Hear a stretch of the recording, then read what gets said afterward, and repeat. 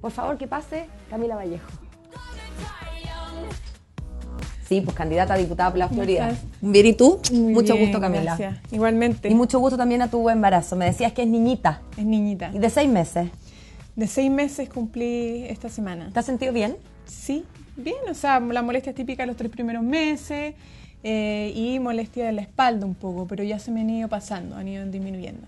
Oye, yo entiendo que esto no fue un embarazo planificado, lo que no tiene nada que ver con que no sea un embarazo deseado. Te escuchaba hablar afuera de tu guagua y te brillaban los ojos cuando me contaste que era niñita. ¿Tiene nombre ya? Todavía no. ¿No? ¿No hay opciones? Hemos decidido, no. ¿Están así como negociando? negociando? Tenemos opciones, pero no hemos tomado la definición todavía. Ya, bueno, yo creo que cuando nazca recién ahí la miremos y nos vamos a Tiene más cara de que de Sí. Ahí uno como que se puede decidir. Claro. Oye, ¿cómo ha sido hacer campaña de embarazada? Porque si bien el embarazo no es una enfermedad, y seguro a ti te lo dijo, como me lo dijo a mí el doctor, haga una vida normal con ciertas restricciones de, no sé, pues deporte, aventura. No es una enfermedad, pero ciertamente uno anda más regalona y a veces también más adolorida, los primeros meses con más o menos molestias según el caso. Y hacer campaña es una pega dura, súper dura y súper cansadora. ¿Cómo ha sido hacer campaña con guatona? Bueno, la verdad es que he tomado resguardos obvios, ¿cierto? De poder tener horas de descanso, ¿cierto? De poder estar bien alimentada, porque yo hace un par de años atrás me movía para arriba y para abajo, de repente ni comía, o me comía solo un sándwich, ¿cierto? Además de dormir 3 o 4 horas todos los días, entonces era otro ritmo. Y ahora las revoluciones están como mucho más centradas, están mucho menos alta y con todo el equipo hemos definido ciertos criterios nomás, o sea, hacer todas las actividades. En todas, o sea, mira, estoy en casi todas las actividades, la verdad. Estoy en los casa a casa, estoy en las ferias, estoy en las reuniones. Y la gente te recibe distinto, con voluntarios. Porque a mí me pasaba cuando yo estaba embarazada que la gente incluso en la calle, cuando te ven guatona, bueno, a ti no se te nota tanto todavía, pero yo me acuerdo de esa como discriminación positiva. Te cruzáis con una señora en la calle o alguien en el ascensor y como que te miran con carita como de... Oh. Es ¿Te que pasa es una experiencia eso? muy bonita. Sí. Entonces, tanto con las mujeres como con los hombres, existe como una suerte de empatía con el proceso.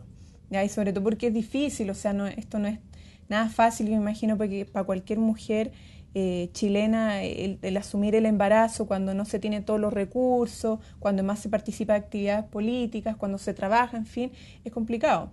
Pero en este caso también, o sea, enfrentar una campaña, y además estar con esto del cierre del proceso de la tesis, el cambio de casa, además estar embarazada, produce, claro, como una cierta empatía desde la gente y decir, ya que bien que a pesar de todo esto, como que se esté afrontando el embarazo de esta manera. ¿Te ha pasado y no esté además, postergando una cosa por la otra? Obvio. ¿Te ha pasado además que la gente se vincule contigo como más desde la ternura? Tú eres una mujer que ha estado en política desde súper joven y que asumiste un rol como, bueno, icónico. Yo creo que Camila es una suerte de marca registrada, más allá de que eres tú una persona de carne y hueso. Pero la gente te percibe, yo creo, a través de la pantalla como una mujer dura, además que sonríe poco, que habla, es verdad, yo te he visto muchas veces en pantalla y te he visto más sonreír aquí o afuera que tanto en la tele. Bueno, también tiene que ver con probablemente el rol y el mensaje. Tú siempre fuiste una vocera de un movimiento y no una estrellita de rock, digamos, como para que tu sonrisa y tu linda cara fuera lo importante. Y yo creo que tú fuiste extra enfática en que no se permitiera o que no se diera tanto esa lógica. Pero desde que estás embarazada te pasa que quizás tú te sientes más vinculada con tu parte más maternal, con tu parte más tierna y que eso también se pueda transmitir en tu relación con el resto.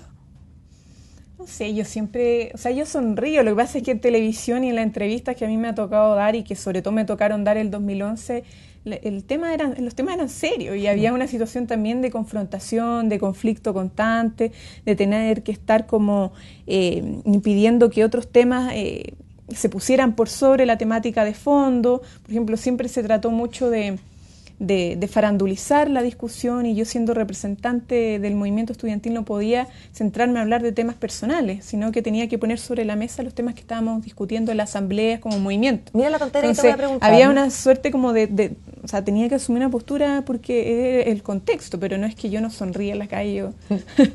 Quizá me es muy seria, pero en la calle es distinto.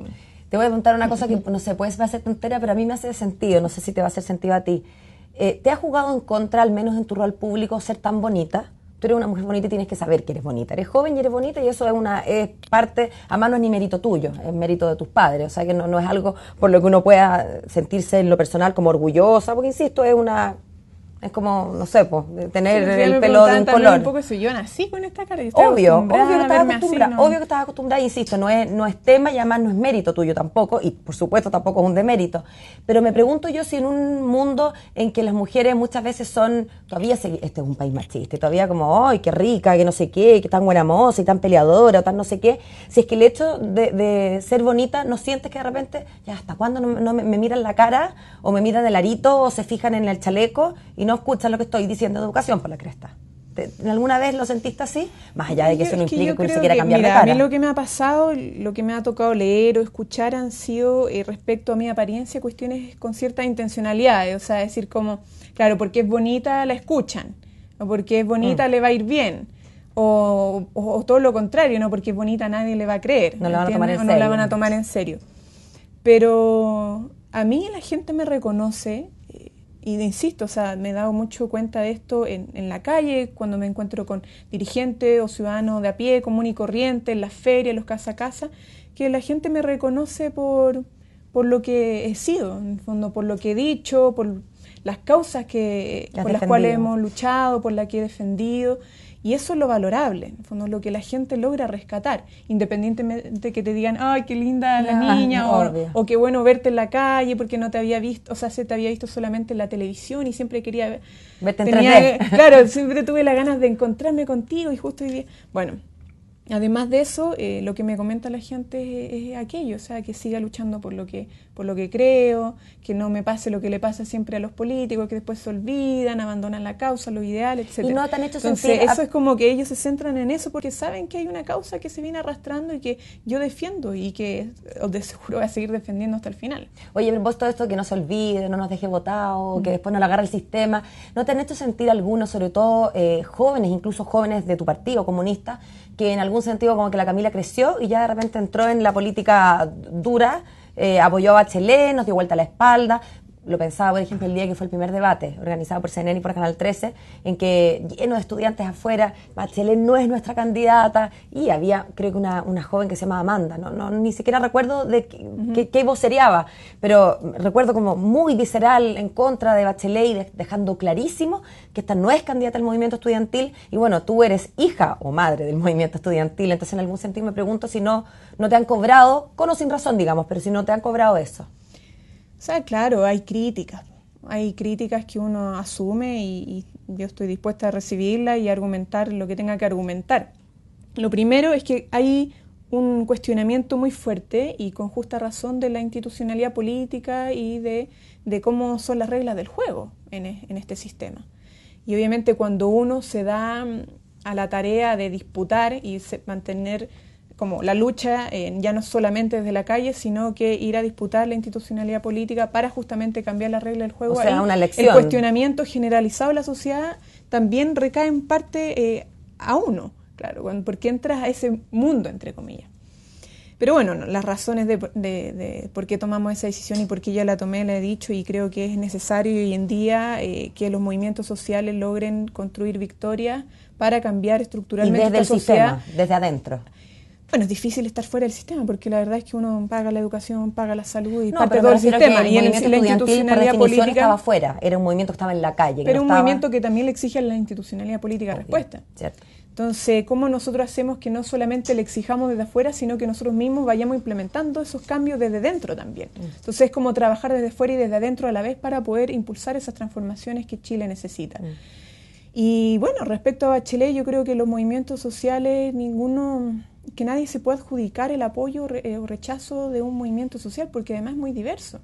Y obviamente que el movimiento estudiantil no se va a casar con una candidatura. O el movimiento social, dentro de los movimientos sociales, yo habiendo sido parte sobre todo el 2011 y 2012, con representación estudiantil de ese movimiento, me daba cuenta cómo habían distintos sectores políticos independientes. Adentro del propio... Claro. Y los debates se daban producto de esas mismas diferencias, que no nos desunían, pero se notaban en el debate. Entonces yo encuentro legítimo que el movimiento exprese, obviamente, sus opiniones respecto a las distintas candidaturas, pero por sobre todo lo que encuentro más importante del rol que puede jugar, y está jugando en parte también el movimiento estudiantil y social, es cómo logra instalar los debates y sobreponerse a esta pelea chica que se da un poco en estos momentos, que uno ya tiende como a aburrirle, o sea, qué candidato es más simpático que el otro, qué candidato hizo esto anteriormente, en qué ministerio participó, qué ha hecho, qué no ha hecho y cómo se pelean entre ellos. Yo creo que el rol del movimiento no es ese. El rol del movimiento social es decir, bueno, nosotros hemos instalado un debate en la agenda pública que lo ha logrado el movimiento estudiantil y social, ningún otro sector. Que es importante, que se está discutiendo, que han asimilado incluso muchos candidatos. No solo Bachelet, sino que hablo de candidatos de la oposición y desde fuera de esta nueva mayoría, ¿cierto? Que es el tema de la educación gratuita, que es el tema de la necesidad de cambiar la Constitución, ya sea a través de la Asamblea Constituyente, otro mecanismo. Los debates también en torno al cambio del sistema de pensiones, por ejemplo, que también lo ha puesto la ciudadanía organizada. Entonces, eso es lo primero que tiene que rescatar el movimiento y en segundo lugar también poder decir, bueno, ¿qué es lo que falta? Porque sin lugar a dudas es que hay vacíos y hay cosas que no están aclaradas, tanto en las candidaturas como en general en el debate nacional que, se está desarrollando a través de los medios. ¿Sí? Y al movimiento tú ahora desde afuera, eso te da una distancia porque te permite mirar las cosas con otros ojos. ¿Qué le falta o qué le sobra al movimiento actual, post tu salida, digo? No sé, yo creo que tiene no sé si ponerme a juzgar qué le falta o qué le sobra. Yo creo que el movimiento tiene un gran potencial y tiene un gran rol que jugar este año. O sea, es lo que te decía. Yo creo que nosotros, bueno, como Partido Comunista hacemos todo el tiempo el esfuerzo de instalar contenido, incidir programáticamente en esta nueva alianza que se ha conformado. Entregamos hace poco un documento sobre las propuestas programáticas del Partido Comunista en torno a una nueva institucionalidad, lo de la Asamblea Constituyente, en fin, reformas laborales. Pero creo que quien es en estos momentos más capaz de poder incidir es el movimiento social.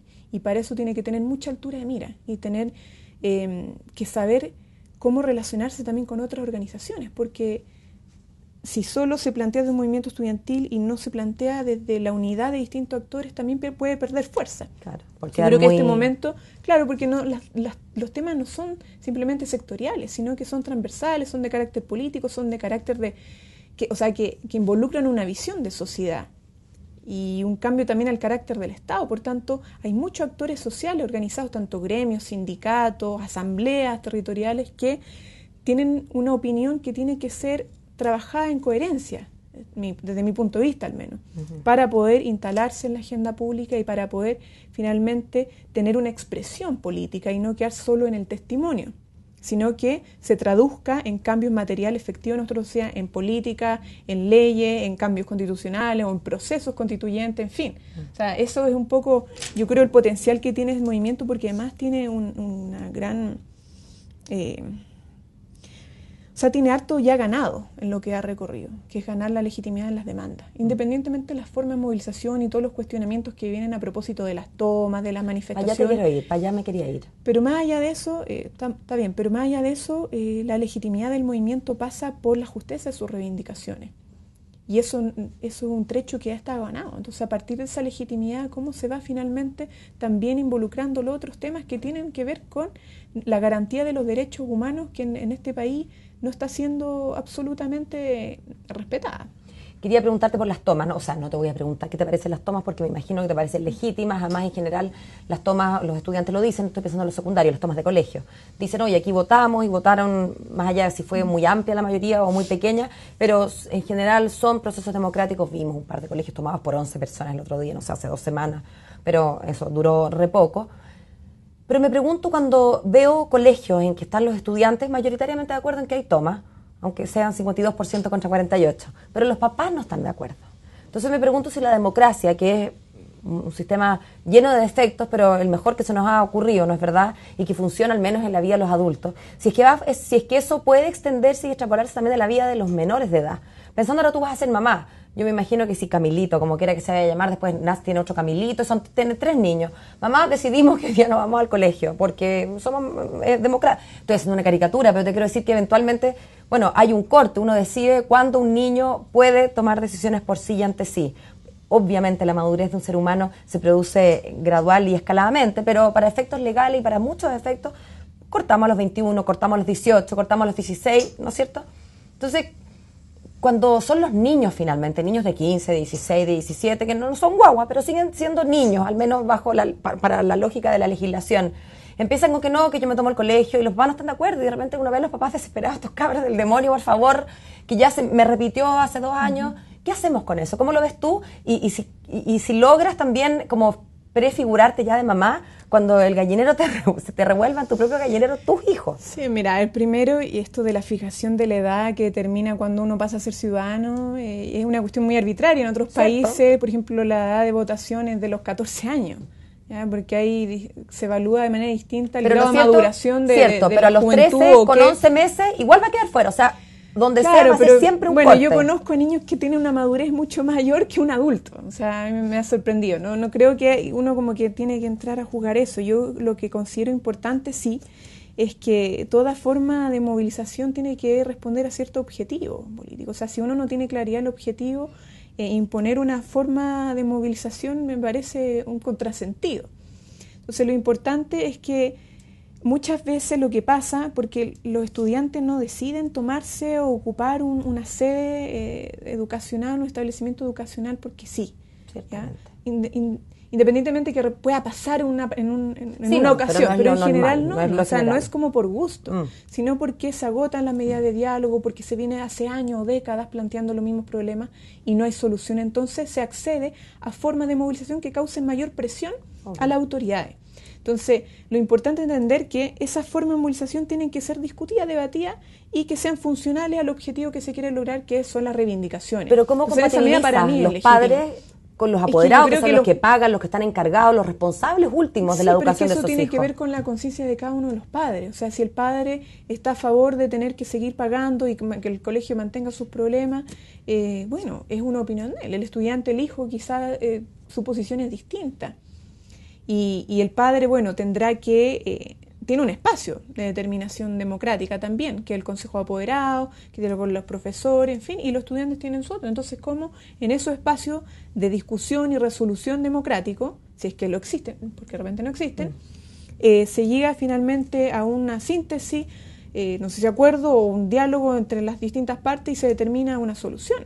Pero yo creo que el imponer individualmente padre e hijo, ¿qué es lo que tiene que hacer? Yo creo que en este caso no corresponde. O sea, porque se trata de un establecimiento educacional que involucra, más allá de la vida particular de una familia, es un tema social. Entonces, quizá yo no tengo problemas, pero el 70% del alumnado y sus familias sí tienen problemas y necesita una solución rápida y no seguir esperando. Entonces, es muy relativo. Yo creo que cada uno, bueno, tendrá su propia experiencia y yo en algún momento tendré mi propia experiencia. No me voy a oponer si es que el colegio donde está mi hija es malo, que haya movilización y que se mejoren las condiciones. Además no te dejaría tu hija, porque te sacaría en cara toda la vida. Obviamente. Todos los recortes de prensa. Tú cuando te tomas. Exacto, no me vengas a decir que no, porque cuando tú eres más joven. Camila, quiero invitarte a ver una encuesta que tiene que ver precisamente con el Instituto Nacional, pero después quiero que sigamos hablando de más movimientos y sobre todo movimientos internacionales. Quiero que nos vayamos a Brasil. Mira, esta fue la encuesta de Terra del día de hoy. ¿Cómo encuentras el manejo de la alcaldesa Carolina Toá en la toma del Instituto Nacional? La primera, A, mal, porque sacó al rector por la presión de los estudiantes y hasta los apoderados están molestos con esa renuncia. O B, bien, ella es una demócrata que está solucionando el problema por la vía del diálogo sin violencia. Es bastante binaria en términos de que no hay mucha más opción, pero ¿alguna que se avenga o cuál de las dos viene más a tu parecer? La verdad es que yo, por lo que he visto, hay un esfuerzo de poder tomar en espacios democráticos una definición respecto al accionar o respecto a las soluciones que se puedan tener para el colegio, para el instituto. Y creo que hay voluntad en ese sentido. Ahora, el tema del rector venía planteándose desde antes y creo que tenía también un plazo casi que acotado para mantenerse en el establecimiento. Pero no, la solución, de mi punto de vista, todavía no está dada. Ya, de hecho, los estudiantes se siguen movilizando. Dicen que, claro, que la salida del rector era uno de los temas, pero el problema también es más de fondo. O sea, tiene que ver con ¿cómo se llama? El proyecto educativo del establecimiento. Hablaron de muchas otras vacas sagradas, así dijeron. Bueno, también, o sea, siempre pasa por algunos resquicios de ese tipo, de gente que que puede estar o no apernada, que puede estar manteniendo ciertas lógicas, que no le hacen bien a la institución, no lo sé, yo no me voy a meter en ese tema, pero todavía la solución no está dada con la salida del rector. Entonces, yo creo que hay que agotar todas las vías de discusión, de debate, de poder finalmente involucrar también no solo al municipio, sino que a un debate más nacional y al Estado respecto a lo que está pasando con el sistema público en general. Pero porque más el bien Instituto Nacional es como, claro, lo más visible en este momento, pero esto está pasando en la mayoría de los colegios públicos y también en las universidades. Falta democracia interna, falta claridad en los proyectos educativos, no se tiene claridad tampoco en cómo se están utilizando muchas veces la plata, o en fin. Entonces, hay muchas cosas que atender en el sistema público en general que yo creo que requieren de una mirada más global. Y en eso, obviamente, todos los que puedan contribuir y todas las autoridades que quieran estar en esa disposición, tanto municipales como a nivel centrales, estatal, yo creo que son bienvenidas y lo que se ha venido exigiendo finalmente desde el 2011 y desde mucho antes. Entonces, yo creo que si se dan esos pasos en Santiago me parece bien, pero todavía no está solucionado. Obvio, sí, obviamente yo creo que... Veamos si Camila está con el pueblo. Oh, ¿Y es el mal, pueblo? fíjate. Bueno, no sé si es el pueblo. El pueblo de internet que está mirando este rato. Claro. Fíjate que un 73,5% dice que mal porque, claro, como que se dieron a la presión y ahí ponen a los apoderados también poco alineados con los alumnos, en fin. Y un 27, digamos, para aproximar, le parece bien que Carolina es una demócrata y que está solucionando el problema por la vía del diálogo sin violencia.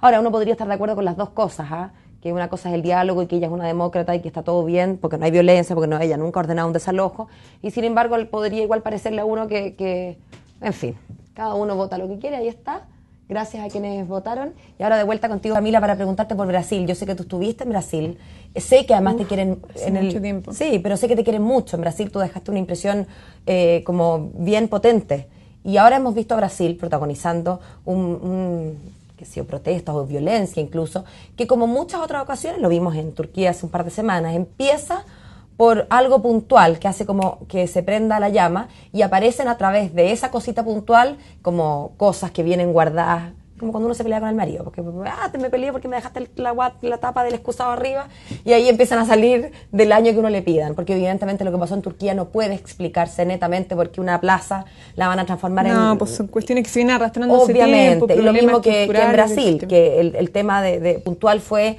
que sube el precio del Trans Brasil, por decirte, no, el transporte público, pero aparecen, me da la sensación a mí, no sé si la compartes, que finalmente muchos países están, quizás el nuestro también, viviendo como en un precario equilibrio o equilibrio aparente, y que cualquier cosita los desestabiliza. Rápidamente pasó en Turquía y ahora estábamos viendo qué va a pasar en Brasil. ¿Qué le podrías decir tú a la gente de Brasil, que además Terra está en Brasil, o sea que te van a estar viendo? No, mira, la verdad es que yo creo que nadie puede negar hoy día que hay una sensibilidad mayor de la ciudadanía respecto a los problemas que aquejan a las distintas sociedades. O sea, es difícil que hoy día la gente se quede callada. ¿Ya? Hay muchas cosas que están funcionando mal en los distintos países, hay modelos que están quedando muchas veces obsoletos, hay sistemas que están operando no para responder a los intereses de la gran mayoría, sino que determinados grupos económicos, sectores minoritarios de la población. Hay problemas con los sistemas públicos en general, o sea, cómo se respeta o no los derechos de las personas en materia de transporte, en materia de buena calidad de los servicios públicos en distintos ámbitos, no solamente el transporte, la educación, la salud. Entonces, se han producido oleadas de movilizaciones en distintas partes, y hoy día, bueno, Brasil con una movilización muy masiva que pone en evidencia uno de los problemas que tenemos incluso acá en Chile, que a nosotros lamentablemente nos suben el Transantiago y nos sale esa cantidad de gente. Yo creo que en algún momento eso va a estallar también. Pero que uno va en el fondo como viendo que hay ciertas cosas que son en común y que demuestran que hay una ciudadanía más empoderada, con mayor capacidad de organización y con mayor capacidad de generar fuerza para poder plantear temas que se vienen arrastrando hace mucho tiempo y que tiene que ver simplemente con poder lograr avanzar a un proceso de dignificación de las condiciones de vida de la gente y que se respeten derechos básicos. Entonces, yo creo que es un poco eso, y que bueno, en Brasil tras la movilización, yo no sé, no me da para dar consejo en este momento, la verdad. Pero ojalá que los problemas que se están teniendo se puedan solucionar bajo haya una respuesta, en fin, o sea, que hayan instancias también de diálogo y que sean incorporadas las demandas.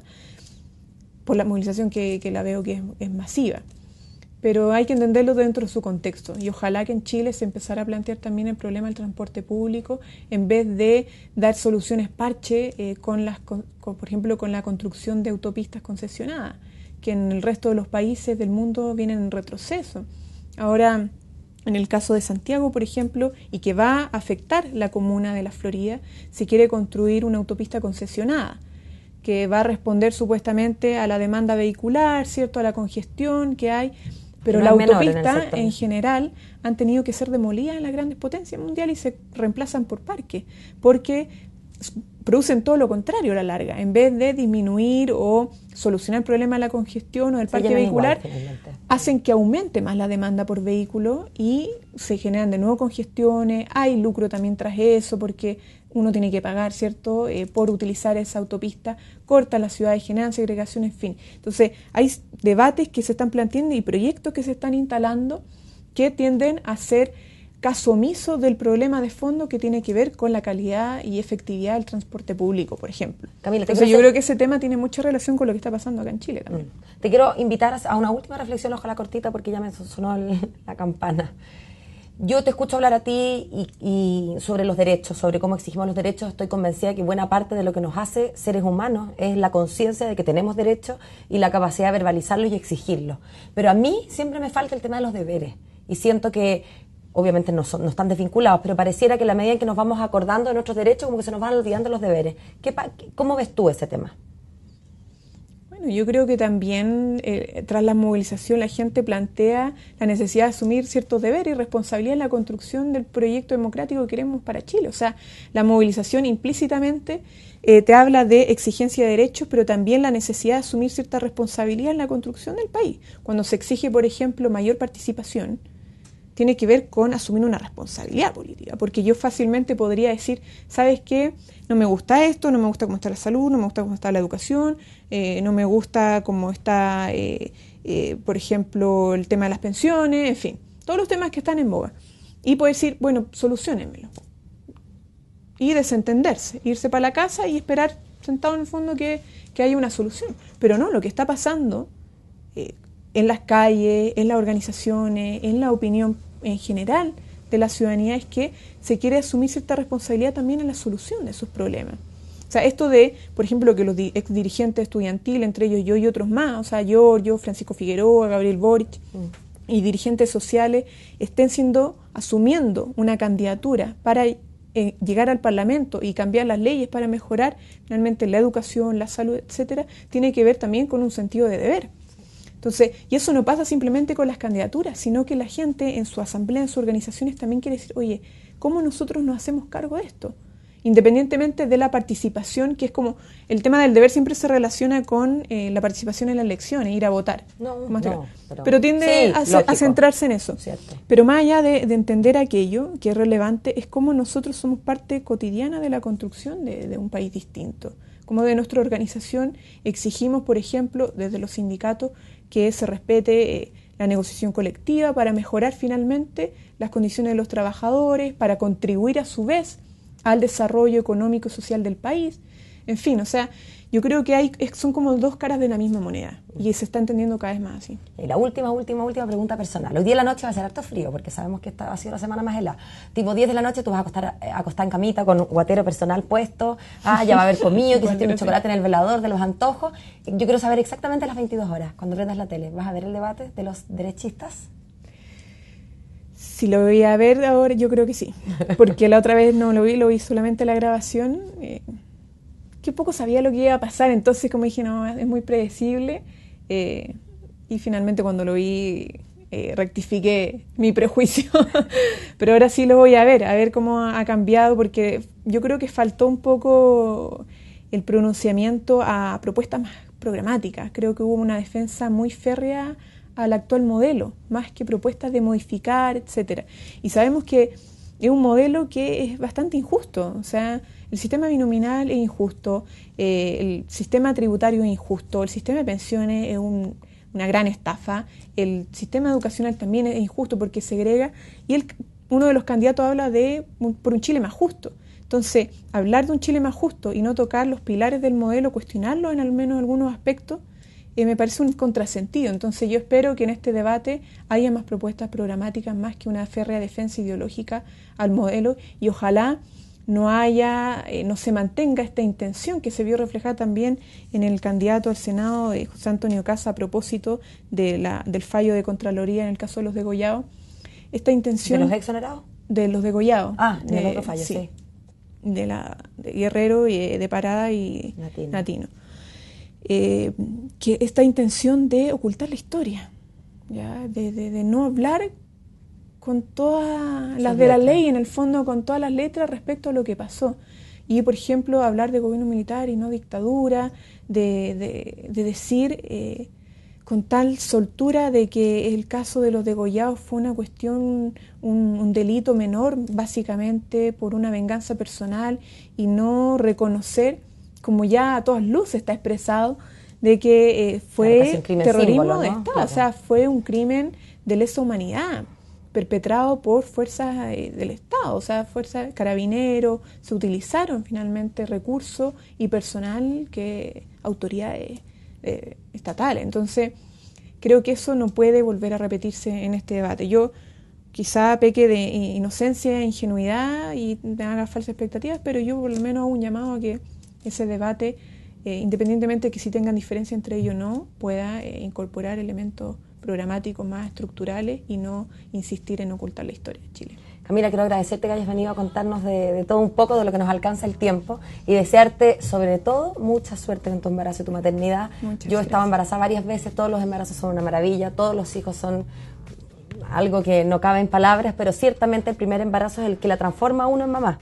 Así que tiene obviamente una significación especial, así es que muchísima suerte. Gracias, felicitaciones, lo más lindo que me ha pasado. Seguro que sí, no me cabe duda. Mucha Gracias. Suerte, que estés muy bien. Chao. Pasa nomás, crúzate nomás así con toda confianza. Sí.